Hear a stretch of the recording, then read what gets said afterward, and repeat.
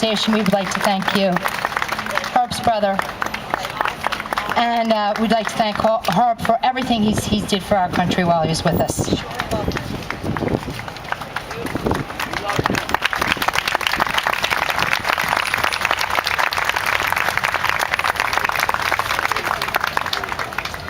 Herb's favorite song was "God Bless America." And in his honor, Mayor Anna Little of Highlands, New Jersey is going to sing that for us right now. Mayor Little?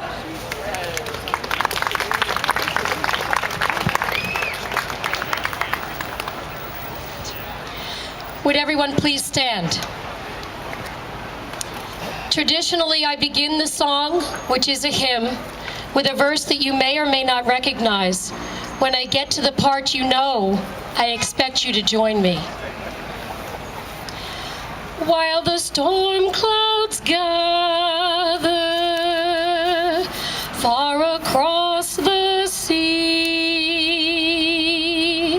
let us pledge allegiance for a land that's free. Let us all be grateful for a land so fair, as we lift our voices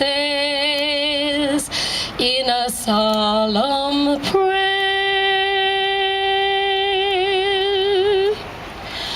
God bless America,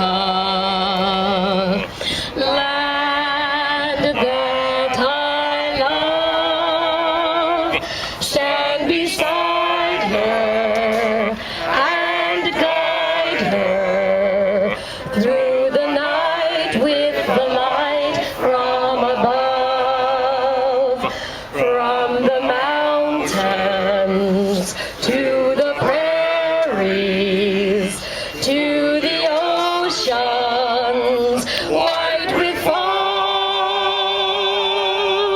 God bless America, my home, sweet home.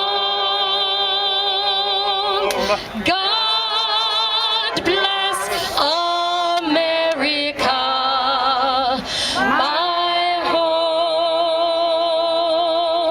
sweet home.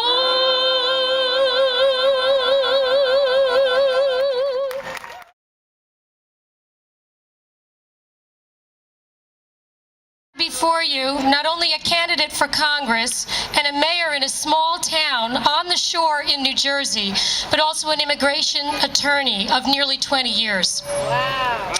I'm very qualified to talk to you about our nation's immigration law. I will tell you I'm one of the most frustrated conservatives in a liberal bar that you'll ever meet, because I believe that we have every law we need today on the books, that if we chose, we the people, the governed and the government, to enforce those laws, any person not present with permission in the United States would be repatriated. And every person working in the United States would be doing so legally. And I'm here to report that to you. You've done a good job. You've set the stage, the laws are there. Now we need you to enforce them. Enforce them. Now, we're a nation of immigrants. Even the founding fathers, the colonists, were immigrants. We're not racists. It's not about who we are or where we came from. It's that we come in legally and that we follow the process that we, the people, have set for the purpose of becoming a United States citizen. Right? Right. Now, right now, we have a two-society system, right? We have that subclass, that subculture of people who get abused. And then we have the taxpayers of the United States of America who also get abused because we're burdened with the cost of the services provided to those people. This is a matter not only of economics, ladies and gentlemen, but it's a matter of national security. We need to secure secure our borders. I'm okay with building that wall. How about you? Common sense. If you can't control it, you need to narrow the entry gate. Exactly. Right? Right. But in addition to that, we need to look at E-Verify, probably the most effective and least costly tool that we have created for ourselves, by which we can verify upon an application for employment whether someone is eligible to work. Should make it very easy. That program should not only be continued but expanded, because we have a terrible problem with temporary visas as well, don't we? Yes, we do. We do. And you know what? E-Verify could be used for that purpose as well, by anybody that had access to that particular system to see if someone is legally present or whether they've overstayed their visa.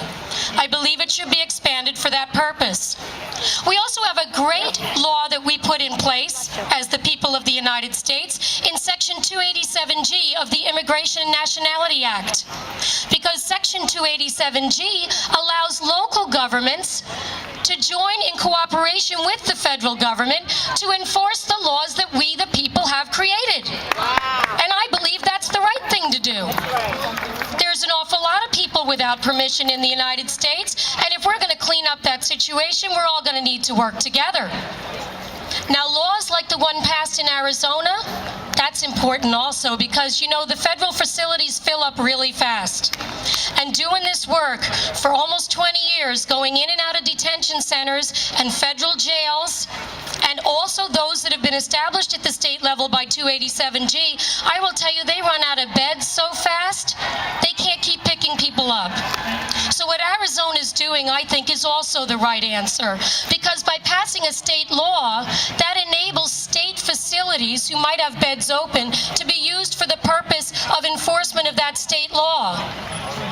And I don't think it has to have anything to do with profiling or racism, because frankly, the law requires the local government official to be in the ordinary course of his business, which, by the way, he needs to follow due process rights, Miranda warnings, all of those protections. There's no way the violations can occur.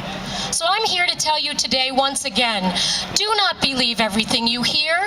Do not believe everything the media tells you. Do not believe everything they say to you. Trust your instincts. Trust yourself. The people of the United States know what they're doing. You have set a great standard, and what you need to do now is elect representatives who will enforce the law that your former representatives have made. That's the rule. The fact that we're here on Independence Mall, on hallowed ground where some of those activities occurred. Our founding fathers, the immigrants that created this nation, have given us great sacrifice. They created a government that is a precious legacy to us. And I charge you and myself with the responsibility to honor and protect and defend that legacy by participating fully in this government. Because the nation that they gave birth to does not operate properly unless we all stand up and become involved in that process. It's up to us, ladies and gentlemen, to choose the proper representatives to see that this government operates as our founding fathers intended. And I would be honored if the people of Congressional District 6 give me that opportunity in November. Thank you very much for listening.